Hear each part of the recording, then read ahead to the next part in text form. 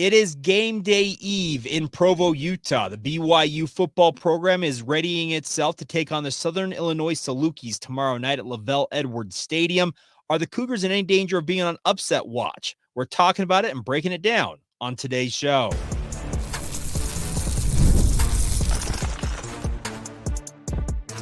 You are Locked On Cougars, your daily podcast on the BYU Cougars, part of the Locked On Podcast Network, your team every day. What's up, everybody? I'm Jake Hatch, your host here on Locked On Cougars, resident BYU insider.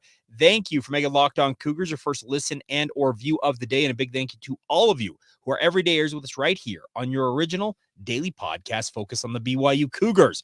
Today's show is brought to you by our friends over at 5 Hour Energy. 5 Hour Energy fixes tired fast with zero sugar and a convenient portable size. Is the perfect pick-me-up for getting stuff done. Go to 5hourenergy.com and use the promo code LOCKEDONCFB to receive 20% off your order. Go to 5hourenergy.com today to take advantage of that offer. All right, let's dive right in on today's show. The BYU football program, they are a day away from kicking it off. It's been a long time coming, everybody. The last time we saw BYU on the field was last November. It's crazy to think it's been that long since we've been able to take in a BYU football game in person or just watch them play in general. And I, for one, cannot wait to see what they look like on the field tomorrow night.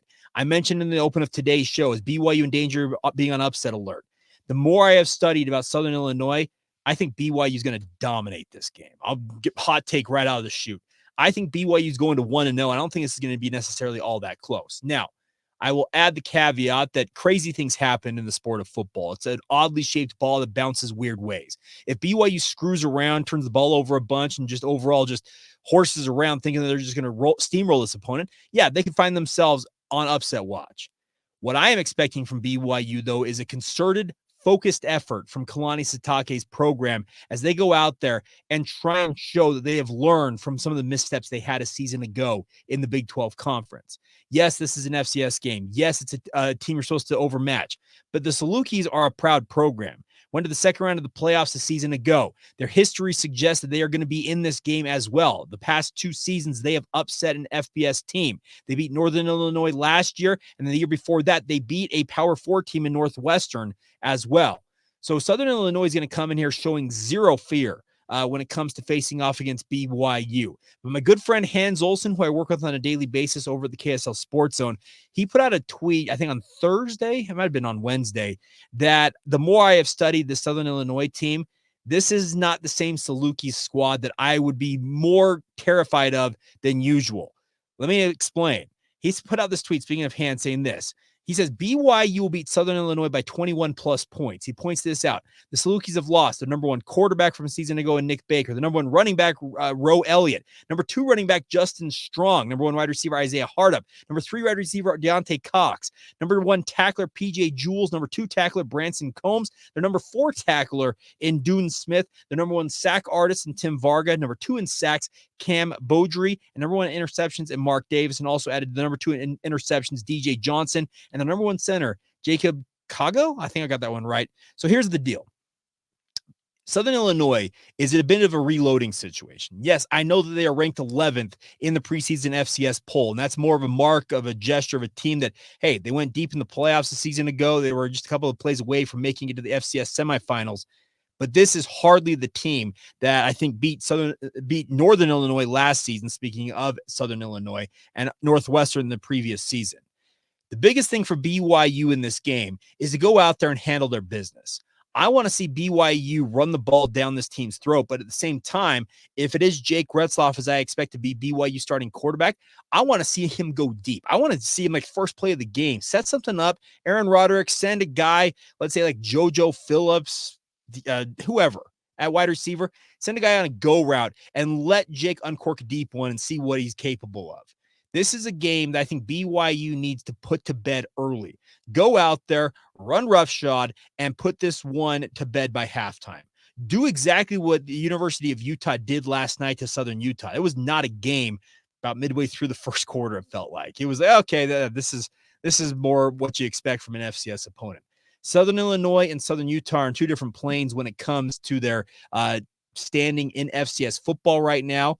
But BYU, I think, understands the assignment.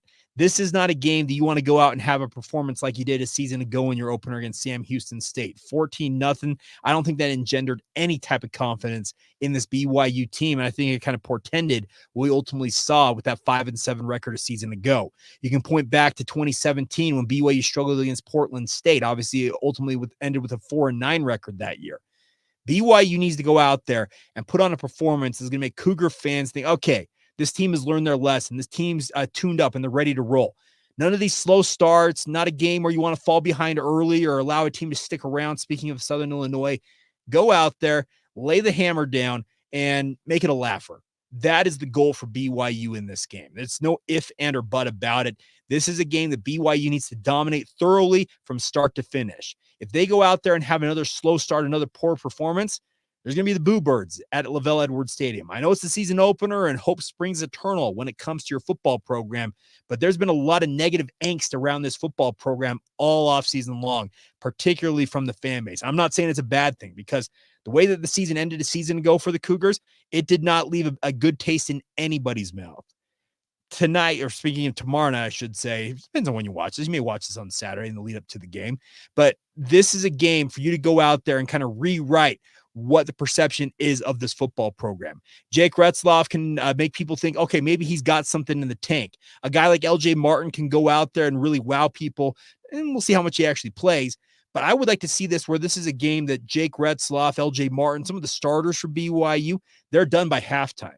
That is the ideal scenario in this game. I am still fully expecting, even if Jake Retzlaff starts, to see Gerry Bohanon play in this game. And I would expect that if they have the type of game that they envision going for them, that a guy like Jake Retzlaff maybe plays the first half and then they have a big enough lead that they feel like, okay, Gerry, get in there and show us what you're capable of. That, I think, is the ideal scenario for BYU. But could be the simple case. The BYU feels like, hey, we're going to let the starters ride a little bit longer, maybe into the third quarter before handing it off to the reserves. But this is a really important game, even though it is an FCS game. You guys know my history. If you're a longtime listener to this podcast, that I am no fan of these FCS games. Quite frankly, I think FCS games should be what the new spring game should be in college football, where you spend your spring period doing your 15 practices and then you cap it off with a game against an FCS opponent. You pay them the money they're looking for. You get a legitimate game to end spring, have your fans feeling good about themselves going into the summer months, but then you play a full slate of actual FBS Power 4 football come the actual season. That is my ideal scenario. Until that happens, if it ever does happen, you have to deal with stuff like this. So I want to see BYU hammer the Salukis, and it's nothing personal against Southern Illinois. Go out there, handle your business. Keys to victory for me real quick, speaking of BYU. Number one, I want to see BYU push over 400 yards in offense at minimum. I'd like to see it balanced. 200 yards rushing, 200 yards passing. I think it'd be a fantastic performance. Number two, I want to see BYU be able to stop the run and just really make Southern Illinois a one-dimensional team. Now, the Southern Illinois squad, I'm expecting in their quarterback position, because they have a QB battle they have not announced the starting quarterback for.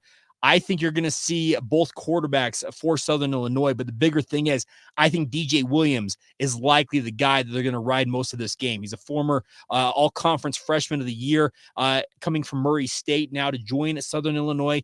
We'll see what happens. They also have size at wide receiver. They got two transfer receivers who reportedly stand 6'1" and 6'2", last I saw on depth charts. Keontae Lewis is one of them. And then the other one, so Vincent Davis is the receptions leader from a year ago. He's back for SIU. But then they also have Nashawn Hezekiah, 6'2", and then Keontae Lewis, 6'1", from Wisconsin. There is size at that wide receiver position. You got to make them one-dimensional, and obviously expect the guys like Jacob Robinson, Mark Collins, etc. at cornerback hold up in pass coverage, but make them one-dimensional. Slow down that rushing attack. Show that this defensive line is a better defensive line than I have given them credit for literally all offseason long. I have been quite down on BYU's D-line. I'd like to see them shut me up in this game. Final thing I want to see in terms of keys to victory in this one, turnover margin. Win the turnover battle. Make them cough it up. You don't cough it up. Like I said in the open, if BYU screws around, turns the ball over a bunch in this game, but yeah, that's the recipe for finding yourself on upset alert. Handle your business, control the action, control the line of scrimmage, and BYU should be just fine in this game, because I don't think this is the same Southern Illinois squad that we have seen the last couple of years when they've gotten those FBS upsets. I think this is a team that's a bit in flux, speaking of Southern Illinois, but BYU has to handle their end of the bargain and make sure that it's nowhere near what Southern Illinois would envision it would take for them to notch an upset in Provo. All right, a guy that's going to have a big role in the rushing attack for BYU tomorrow night is an offensive guard. Weylin Lapuaho started I think he's only started 10 games a season ago, if I recall correctly, but he's a stalwart left guard for the BYU football program, has been entrenched to that spot since he arrived on campus in Provo. What does he expect from BYU in this opener against Southern Illinois? What does he expect overall from the upcoming season? And how has he improved as an offensive lineman to date? We're talking about all that with him one-on-one coming up next, right here on Locked On Cougars. Today's show is brought to you by our friends over at Factor Meals. Now, Factor Meals for you guys is got no-mess meals that are easy to make, and the best part is keep you on the go and keep you taken care of nutritionally. The best part is they've got options like Calorie Smart, Protein Plus, and Keto options. No matter what you're looking for, Factor's fresh, never frozen meals are dietitian approved and ready to eat in just 2 minutes. So no matter how busy you are, you always have time to enjoy nutritious, great tasting meals. The best part is with 35 different meals and more than 60 add-ons to choose from every week, you'll always have new flavors to explore, and you don't have to necessarily get roped into the same old routine. You make your day delicious from breakfast to dessert. Stay fueled with easy, nutritious options. And the best part is effortless support for your lifestyle. No matter what you're trying to do in your life, choose from 6 menu preferences to help you manage calories, maximize your protein intake, avoid meat, or simply eat well-balanced meals. It's all available to you from our friends over at Factor Meals. So head to factormeals.com/LockedOnCollege50 and use the promo code LockedOnCollege50 to get 50% off your first box plus 20% off your next month. That's code LockedOnCollege50 at factormeals.com/LockedOnCollege50 to get 50% off your first box plus 20% off your next order while your subscription is active. It's all courtesy of your friends over at Factor Meals. Today's show is also brought to you by our friends over at eBay Motors. Passion, drive, and patience. The formula for winning championships is also what keeps your ride or die alive, my friends. eBay Motors has everything to maintain your vehicle and level it up to peak performance. Superchargers, roof racks, exhaust kits, LED headlights, and more. No matter what you're into, speed, power, or style, eBay Motors has got you covered. With over 122 million parts for your number one ride or die, you'll always find exactly what you're looking for with eBay Guaranteed Fit. Your part is guaranteed to fit your ride every time, or you get your money back. Because with eBay Motors, you're burning rubber, not cash. With all the parts that you need at the prices you want, it's easy to make your car the MVP and bring home those huge wins with our friends over at eBay Motors. Keep your ride or die alive today at ebaymotors.com. That's ebaymotors.com. Eligible items only. Exclusions apply, and eBay Guaranteed Fit is only available to U.S. customers. Thank you once again for making Locked On Cougars your first listen of the day. If you've not checked it out already, it's your time to get caught up on everything going on in the college football universe with the Locked On College Football podcast. My dear friend Spencer McLaughlin, fresh off calling that game for Southern Utah last night at Utah. He is the host of Locked On College Football. Get caught up on everything going on in the sport by checking it out wherever you get your podcast. It's available on YouTube as well. Of course, it is proud to be part of the Locked On Podcast Network, your team every day. All right, I had a great chance earlier this week to catch up with BYU offensive lineman Weylin Lapuaho.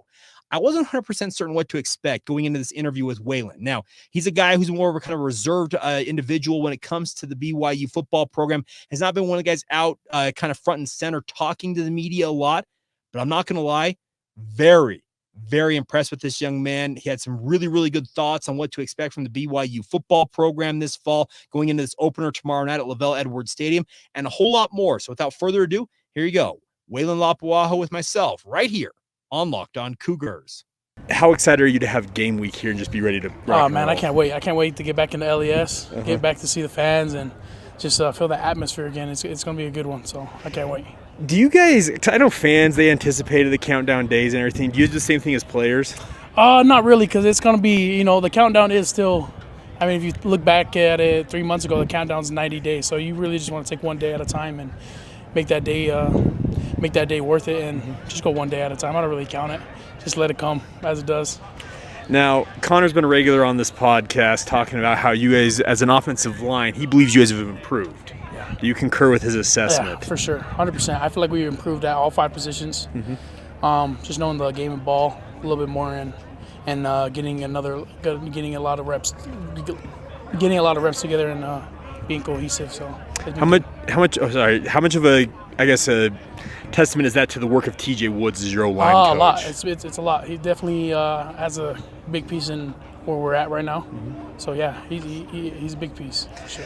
What has he worked on the most with you guys? Everything. I mean, just the concept of a lot of things. Just breaking it down. Not just telling us where to go, but why we go there and how to do it. And just for like zone schemes, he's teaching you what the play is, like what the purpose of the play is, like what we're trying to achieve. So he breaks it down in a lot of different ways to. So he's even bringing like the philosophy of the whole idea. Right. And then having the philosophy, you're knowing where everyone else is going too. So that's going to help you out too, help you play fast. Now the left side of that offensive line is pretty veteran because you got Caleb outside of you. You were obviously a starter each season. You got Connor to your right. Do you guys feel like that left side is quote unquote the strong side, to use this expression? No hate on my right side. They ballers too, but yeah, we strong side on the left side. But and they can say the same thing about their side.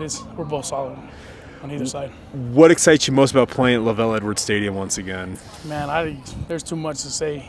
I would say the first thing is playing in front of all my family. Being a Utah boy and playing for a home state team, it's huge for me. And I mean, just the energy and the crowd, LES is. It's pretty nuts. I mean, I played at Alabama, and that game atmosphere was pretty good too. But I still take LaVell Edwards over them. So BYU over Bama. Right. We got okay. I said it. I played there, so I mean, you can. And then we were getting the lights this year too, so. That's going to add the little specialty into the touchdown. So. Well, and we've seen those lights from different stadiums and whatnot. Right. Do you like stuff like that, the aesthetic stuff? I think it's awesome. I think playing on Saturdays is it's entertainment. So why not make it entertaining and do all that flashy stuff? I like it personally.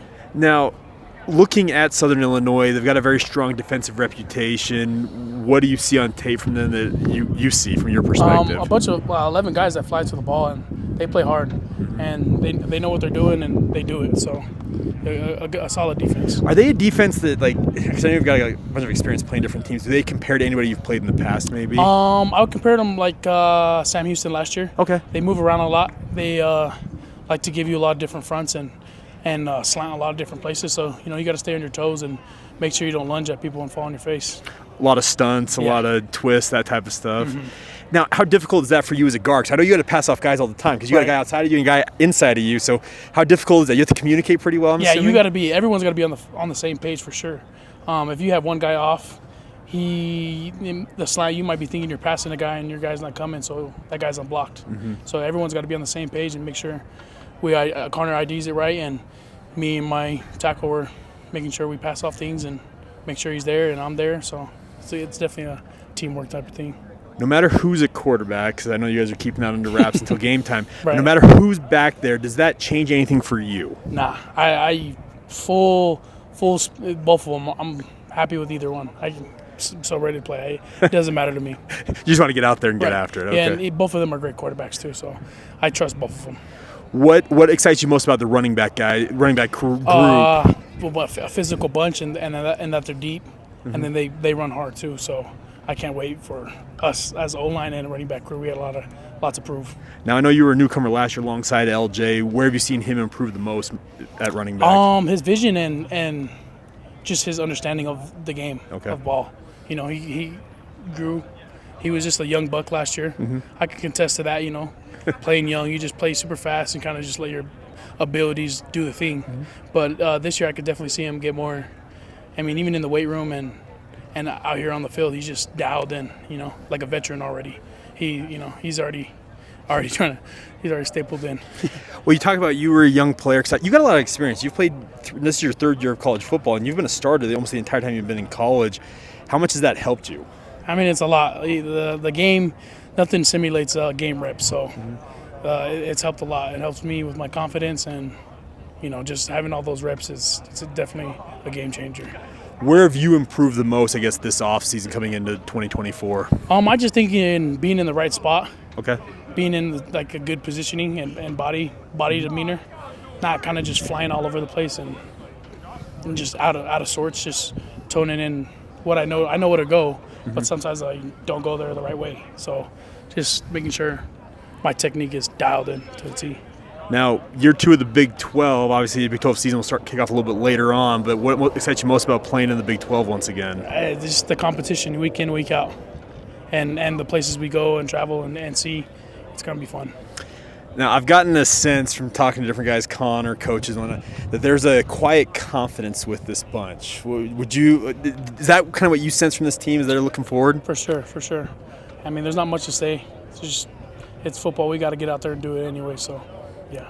That is Weylin Lapuaho. And folks, we have had Clark Barrington as our player guest via an NIL deal here on this show the past 2 seasons, obviously upcoming as well with Connor Pay. Has been absolutely a delight to have him on the show.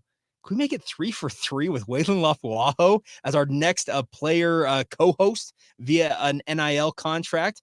I'm really, really impressed with Weylin. He's got a lot of personality. It was a delightful interview to hear from him, and I really enjoyed that. Like I said, I did not know necessarily what to expect when I requested a chance to catch up with him. But hey, Connor, not to put you on the spot, but man, Weylin's coming for your spot, man. That was really, really fun to catch up with Weylin, and best of luck to him and his teammates this upcoming season. Weylin's got a lot to prove, but I've just put it this way. Talking with some people, not Connor, not anybody that I mentioned on today's show, but people involved with the BYU football program, they think Weylin Lapuaho is going to take essentially kind of that next step and really make himself a bona fide NFL draft prospect this season.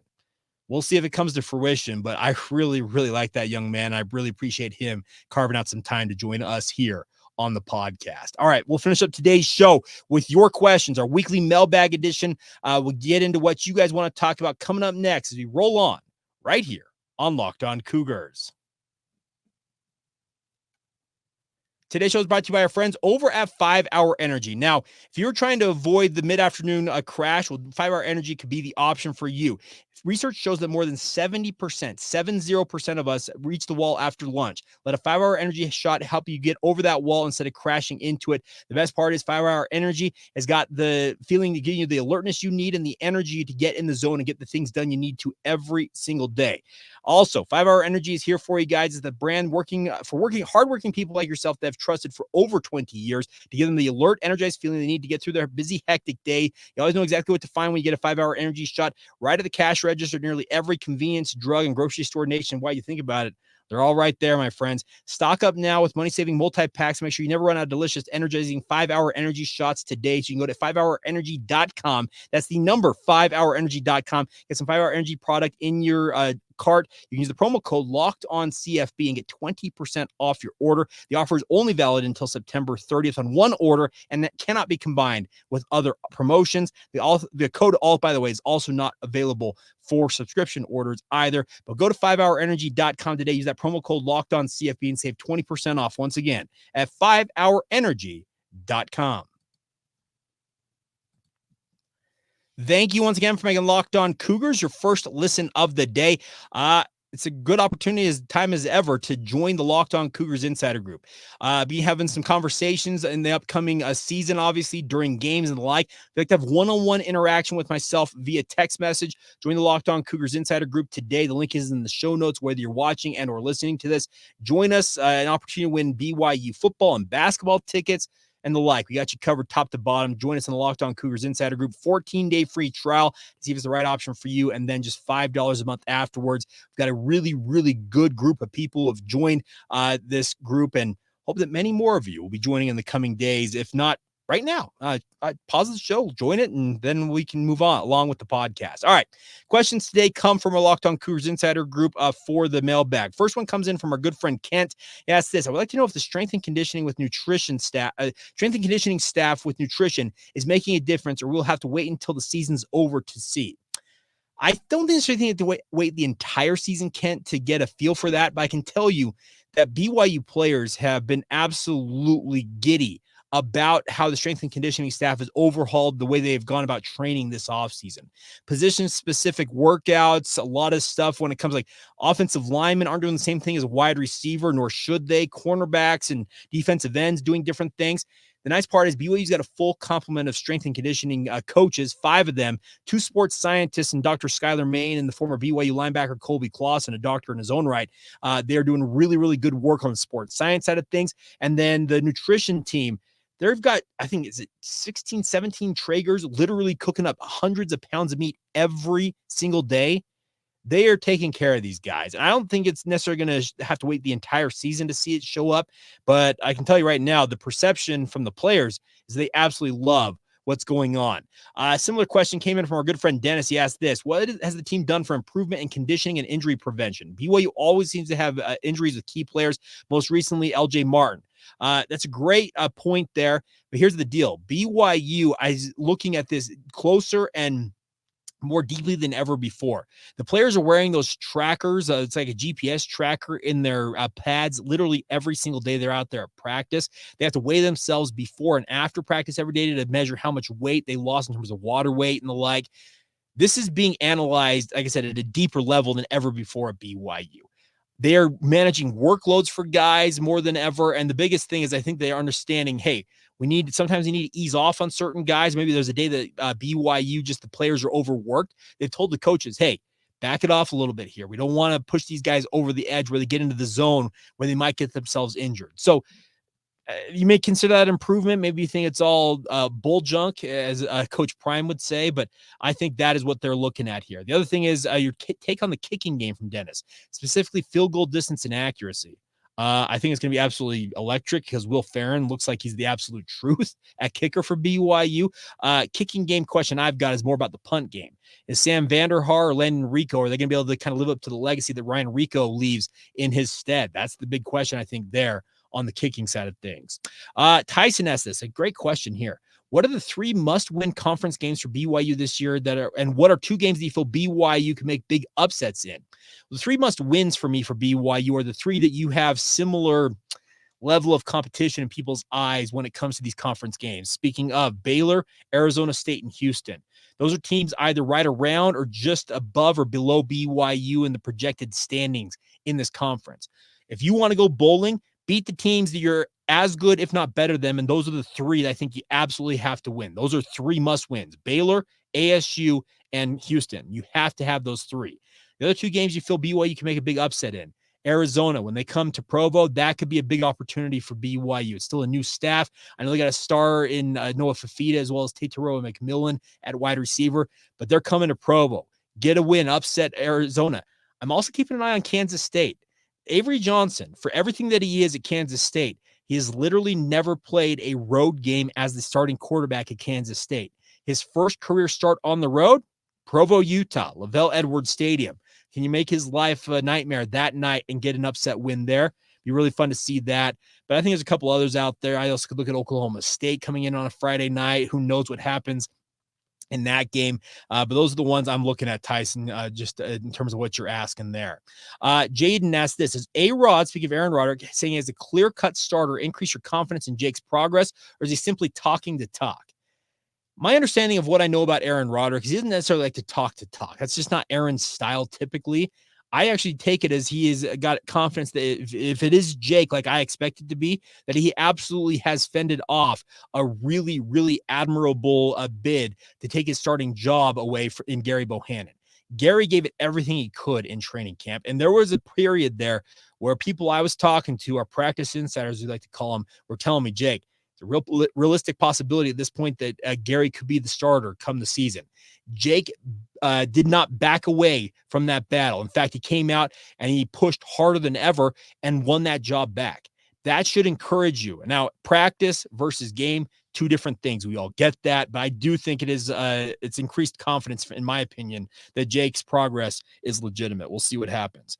Michael, do you think BYU can realistically get to 35 points Saturday? Well, heck, I sure hope so. This is an FCS game. I know that 14-0 last year against Sam Houston State has left some of you probably thinking, hey, they're going to struggle in this game. Like I said at the start of today's show, BYU needs to go out there and lay the hammer down on this opponent. There will be boo birds. Let's say it's like 7-0 at halftime. You will have people booing BYU off the field. I've got zero doubt about that. BYU needs to put up a very, very good performance. So, yeah, I think they can realistically get to 35 points. And I'll just say this, they better. That's the other part of that for you, Michael. All right, let's see. Rolling on here. Question from Tyson here. What is your single measure of success in game one? Mine is whether the starters are on the field by the 5-minute mark of the third quarter. BYU has had a bad habit of taking too long to put bad teams away in recent years, which required them to put unnecessary mileage on starters, which I believe influenced injury risk as the season went on. It's a very good point. I said it earlier, Tyson. I'd like to see this game where BYU goes out there and by halftime telling Jake, hey, you can go put your sweatpants on. We're good here. That's what I want to see from BYU. I think the single measure of success is, yes, you don't screw around with Southern Illinois. Make it just a walk in the park, for lack of a better expression. Go out there, handle your business, and show this is a team, as you mentioned, that is not going to have a slow start. That's easier said than done from a guy like me who's an analyst doing a podcast. But BYU, I think, understands that they've got to show folks that they mean business this year, and that you cannot have a slow start. It'd be really, really disappointing to have that happen if it were to happen. All right, good question here from Brandon. Hey, Jake, I was just listening to your podcast with regards to the quarterbacks and so forth. The thing I've been thinking with Jake Retzlaff as the starter is that I look at the Oklahoma State and Oklahoma games, which were big games. Other than the 100-yard interception return, I thought, speaking of Jake, he played great. Not extraordinary, but he moved the offense and got us in position to win both games. The defense was not able to hold when they needed to. Oklahoma State, I thought he played great and it improved dramatically. And when it counted, he got us right down the field, and it was a fumble by his own receiver. It was actually a tight end. It was Isaac Rex that ended that drive. So I felt like he ended on a very good trend personally. He reminds me a ton of John Beck. Obviously, a different throwing motion that looks much improved from last year, but his personality and growing pains remind me of John, and I could see him really growing this season. I don't think that's a bad point by Brandon there. Now, the career trajectory for John Beck is that he was a conference player of the year and a second-round draft pick in the NFL draft. Is that the arc that Jake Retzlaff is on? Well, he's going to have to get it going very, very quick if he wants to be at that level. But remember, John Beck is a guy who famously got roasted by opposing fan bases for crying because of his passion for BYU football in a loss. I think it was in 2004 when he did that. John Beck ended up as one of the all-timers at BYU. Could Jake Retzlaff follow that same career arc? Maybe so, but I think that proving you can do that starts tomorrow night against Southern Illinois. Final question here. Jensen asked this. Actually, I got two more questions. I apologize. There's two here. Jensen asked this. What are your thoughts on Colorado after tonight's game? Still very much a flawed team. Really, really elite skill player. Shedeur Sanders is elite. Travis Hunter, the touchdown, the third touchdown he had of the three, that defender was draped all over him. It seemed like he didn't have any hands to catch the ball, and he still finds a way to catch it. They've got elite skill talent, speaking of Colorado, but they're still fatally flawed. Their trench play is still not where it needs to be. So I've got questions about what the real efficacy long-term is of Colorado, but just kind of where I stand on that. I don't think they're necessarily great, but they're also not awful. And the Hail Mary from North Dakota State going only to the 5-yard line when you need to throw it into the end zone. You deal with it. Some good, some bad, but they got the win. So I think that Colorado will be happy about it as they move along. But I just don't think Colorado is what some people are pumping them up to be. I just don't see it. But am I a hater? Am I going to be banned by Coach Prime for saying that? Maybe so, but hey, we'll move along and handle our business on that front. By the way, one other thing real quick, couple of games this weekend in terms of just if you want to watch, if you're a BYU fan out there, big games. Clemson and Georgia tomorrow morning, 10 a.m., number 14 versus number 1.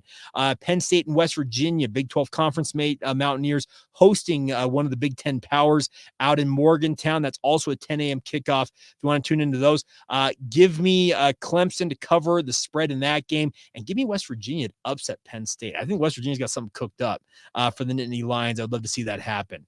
A couple other games I'm going to be keeping an eye on because I'm just a college football junkie out there. Notre Dame, Texas A&M. It's just a weird feel for this game. I think that Notre Dame gets the win on the road, but they're going to Kyle Field. It's a tough place to play down there in College Station, but I'm interested to see how they handle their business, speaking of Notre Dame on the road. And then also I'm looking at USC and LSU. It's Sunday night at Edwards Stadium, Allegiant Stadium in Las Vegas. Trojans and Tigers, a lot of turnover at their quarterback positions, respectively, obviously, with both quarterbacks being taken in the first round. I think that USC is going to be an interesting test case. Can Lincoln Riley actually get a defense that can do really anything? TBD. But until then, give me LSU for the win in Las Vegas. But It should be an interesting one. Can a USC, where they have less travel, obviously making this shorter trip up I-15, quote unquote, to Las Vegas, whereas LSU's got to take a pretty lengthy plane ride to Sin City. Couple of games to keep an eye on. It's just my picks for the week, if you will, on the podcast. But I think it's going to be an interesting weekend in college football. I love sitting back and watching college games.